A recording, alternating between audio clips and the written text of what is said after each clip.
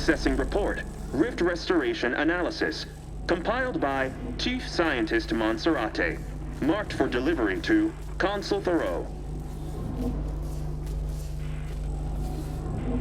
Esteemed Consul, after much analysis, my conclusion is that the modulator we have worked tirelessly to build will not function as intended when used for reconstituting matter from rifts. Every test of reconstitution has resulted in demonstrable failure. Proceeding as we are now with Horizon Point Station will surely lead to severe, unanticipated consequences.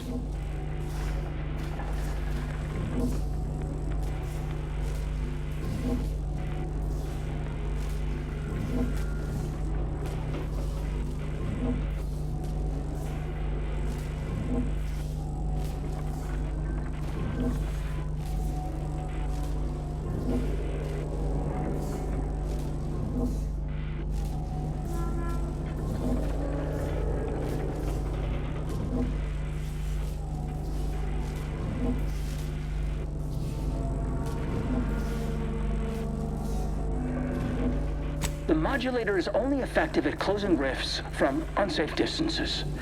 Using it to close exacerbated rifts will certainly lead to the destruction of any vessel carrying it. Unfortunately, the data that we originally had hoped for from the ancient rifts detected in the far reaches of space untouched by humanity has not yielded any of its secrets. And we are now out of time. All of our recent readings suggest that we're on the verge of losing control of this rift. I recommend diverting from our current plan before it is too late for Arcadia. I've included extensive notes and annotations appended to the modulator schematics to substantiate these conclusions. I know you will guide us wisely, my dear Consul.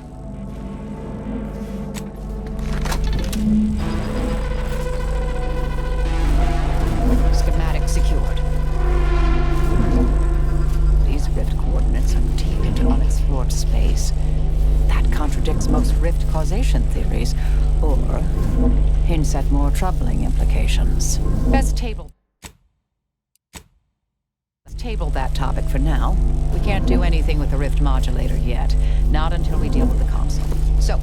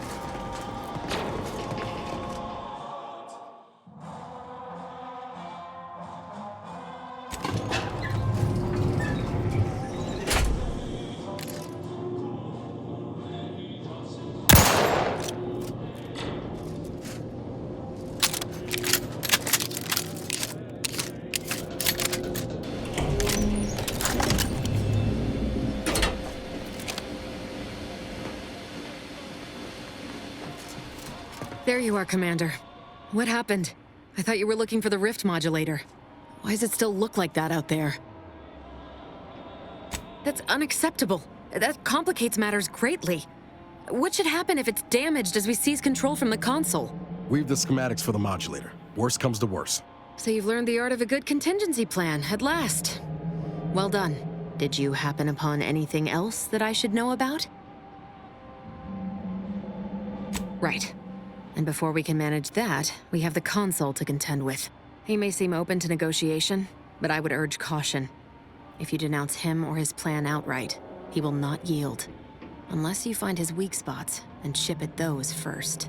Worth a try, if you think you can navigate his delicate ego. If you fail, we'd be on our back foot in a fight.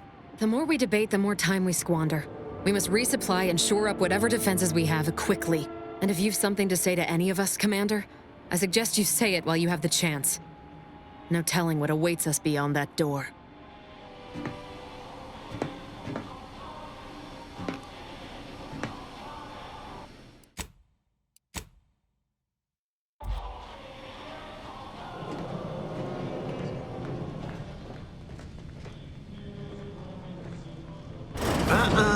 You've come quite close enough.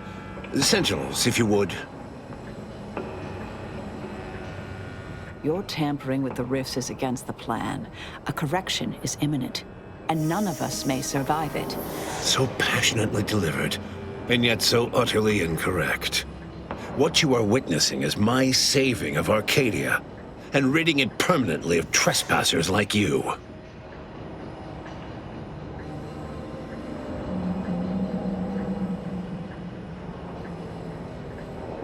Such bravado is unbecoming when you can't make good on your promises, Commander. Tell me, did you manage to stop us from bringing your peace talks to a swift end? As I recall, Greater Tranquility was reduced to little more than mangled ruins in a single moment. You used the peace talks as a test run for this. It was a modest success. I had hoped it'd hobble Auntie's choice in the Order once and for all, but it has proven to be a valuable lesson in patience. I was able to buy the time to enact the very plan before you.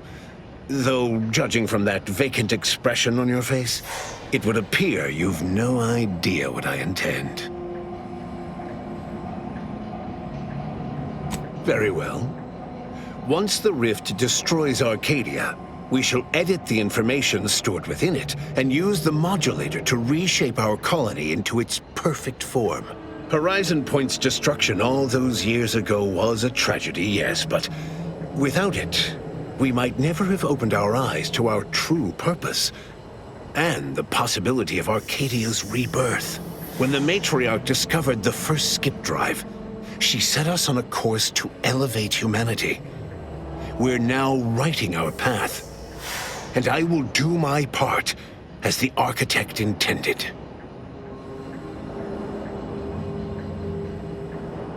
Intrepid, aren't you? Well, what's relevant is what came after. Our Matriarch dissected this skip drive technology, learned its secrets, and enabled us to produce them en masse, which eventually led to the manifestation of rifts. But it was not until well after Horizon Point's untimely end that we understood the opportunity gifted us. The opportunity to reconstruct the colony in its perfect form. It is as the Grand Architect designed. And believe you me, I've no intention of letting you thwart our securing of a better future, one free of doubt and greed.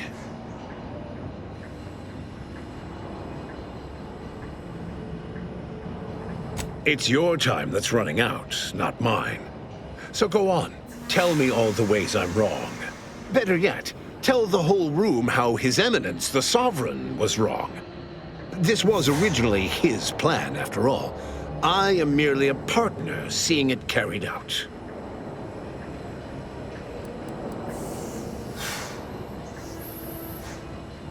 Do not presume to tell me what is or isn't the truth. I was advisor to the original Sovereign. I know the mind of a true leader. This is the path Henry should have taken.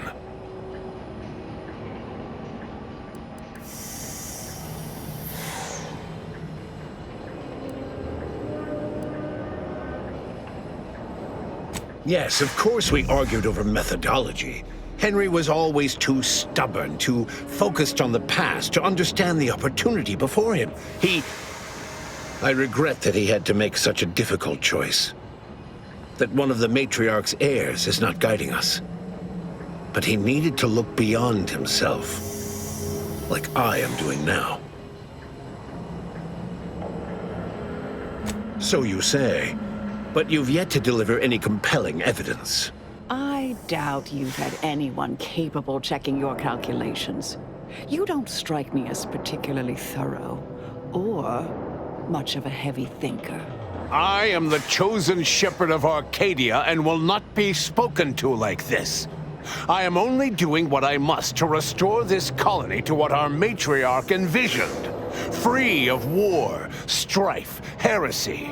You must know that you have little chance of swaying me. I will not be distracted from taking what is owed to us.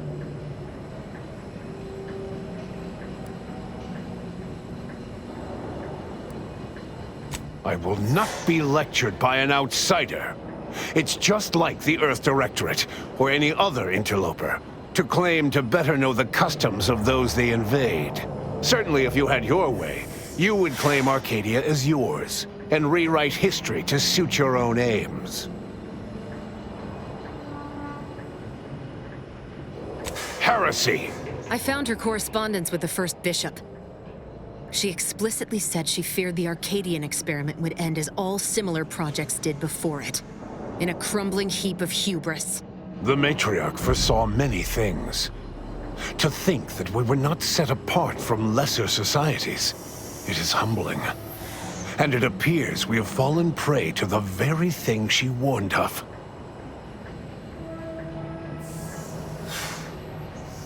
What do you mean, steered wrongly?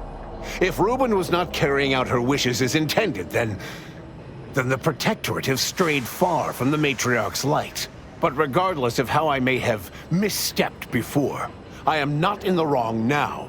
All your so-called arguments are pure hearsay. You came here claiming so boldly that I would fail, but you have yet to provide any proof. So where is it? What do you have?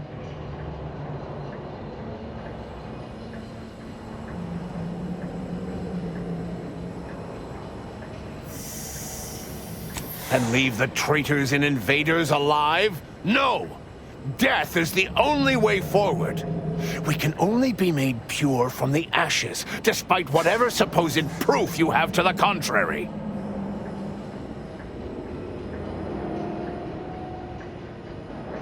Claim? If you cannot see the truth of my devotion written plain, then now I see why you are against me so. But you are wrong about the risk. We are losing this war. It is inevitable. The victors will brutally subdue us until we become corrupted. Until we forget our principles, our history, the very core of who we are. It is better that we perish together as proud Protectorate, proud Arcadians. Preserving our purity is a mercy. More than that, is it not love?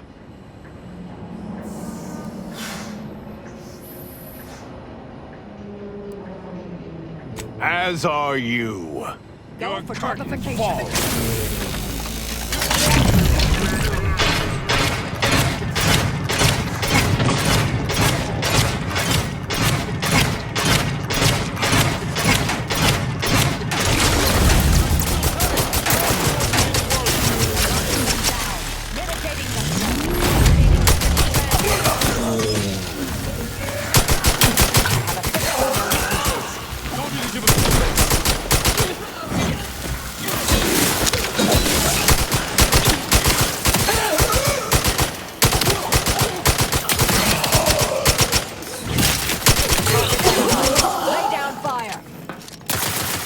Let's end this. I've no time for games of cat and sprat.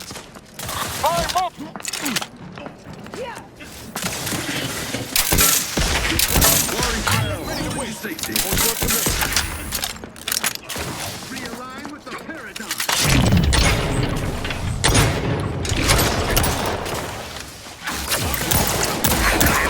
Heard a bit.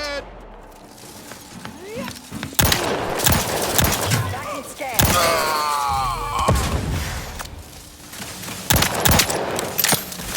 Transmitter down over here.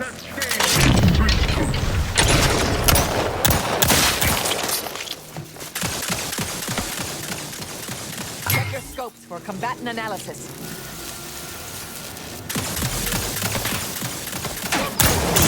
Fortification in progress.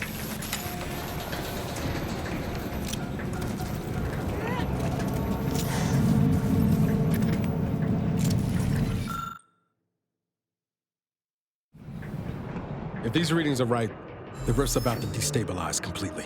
This modulator ain't gonna do from this distance. Someone will have to fly it in close. Real close.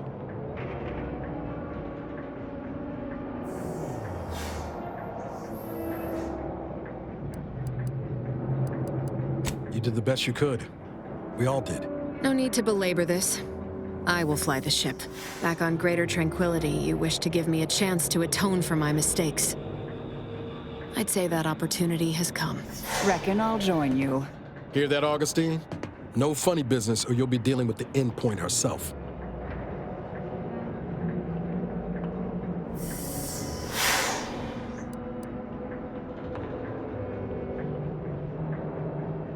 It is. Thank you, Commander. You may consider this my final sign-off. Get on out of here before you obviate my gesture. Save everyone you can.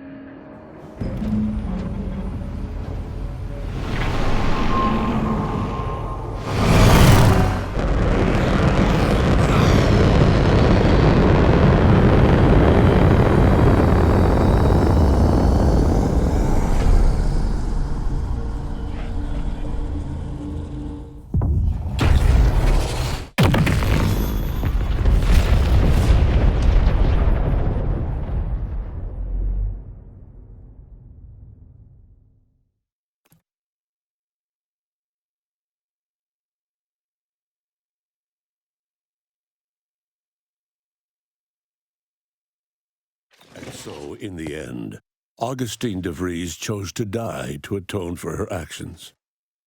And yet, even that hope faded in her final moments, as she realized nothing would make up for what she had done. But at least she'd not have to live with her guilt any longer. Marisol joined in the sacrifice. She had come to care for the members of her team.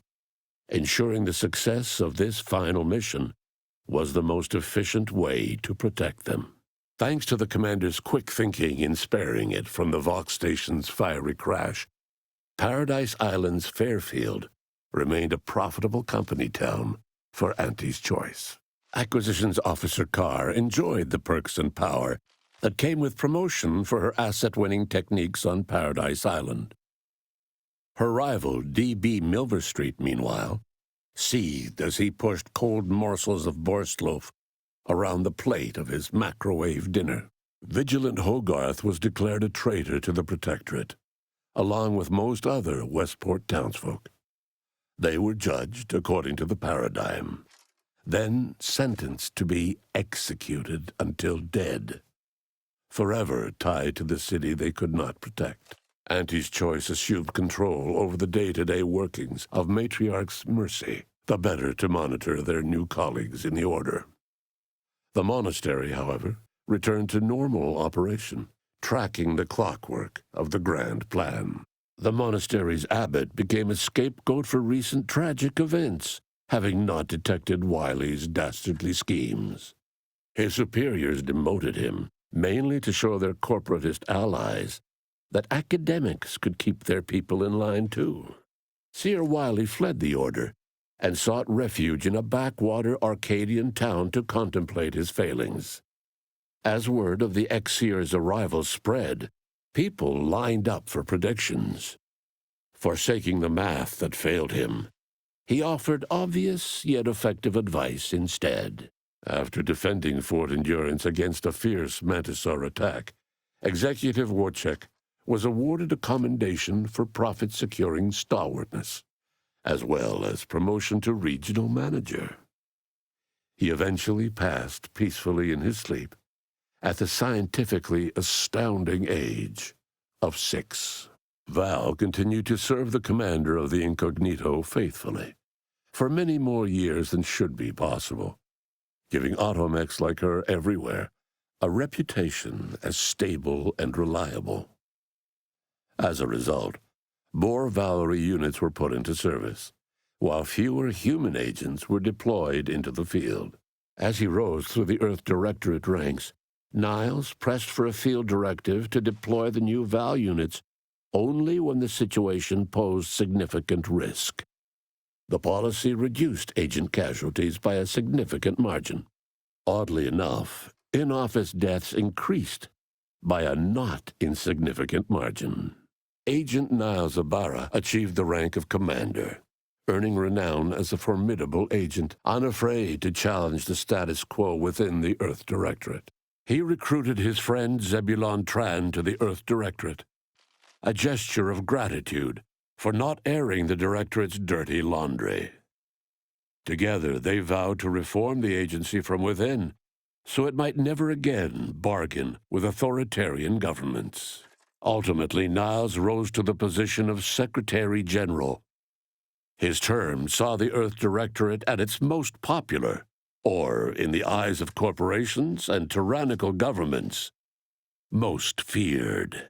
Inez's convincing appeals to the press earned her clout in reforming Auntie's Choice's cruel grafting program. Yet it was a constant struggle, rife with red tape and pushback from program executives. This was Inez's new battle, one she would fight for the rest of her life. Utilizing what he learned alongside the commander, Tristan attempted to reform Protectorate society from within. But with no authority figure to lead its subjects, the Protectorate was a shell of its former self. Marisol sacrificed herself to save Arcadia. And while many found it unbelievable that a once legendary assassin would make such a selfless choice, her crewmates on the Incognito understood completely. Asa finally achieved her dream of dying in a rift.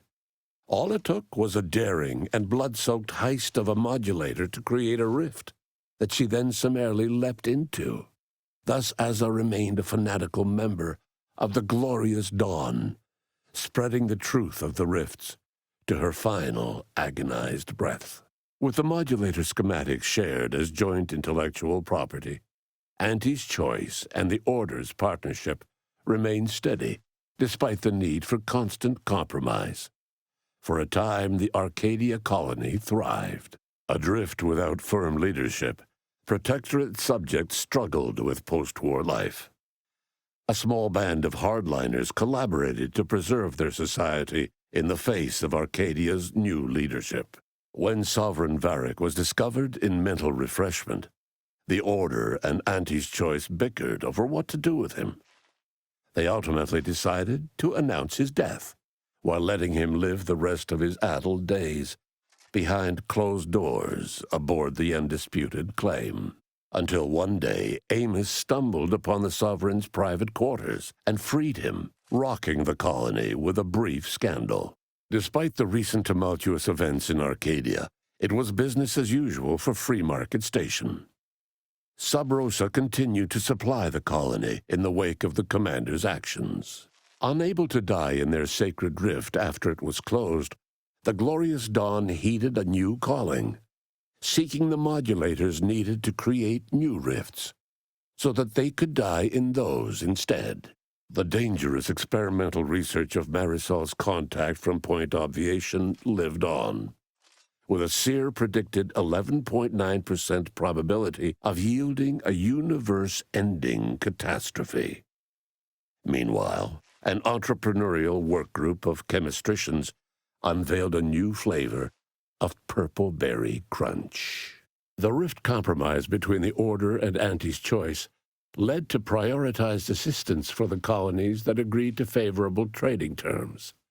The so-called Auntie's Loyalty Program tripled the corporation's net worth. Meanwhile, the Order was able to sermonize their version of scientism alongside Auntie's marketing and PR onslaught, at least to colonies in Auntie's Loyalty Program. Many outside died because their rifts weren't closed in time. All of these events turned on the decisive actions of the Earth Directorate agent and their unique way of navigating Arcadia, its disparate factions, social complexities, ubiquitous product placement, and arsenal of absurdly satisfying weaponry. But through it all, and to this day, Earth has remained inexplicably dark.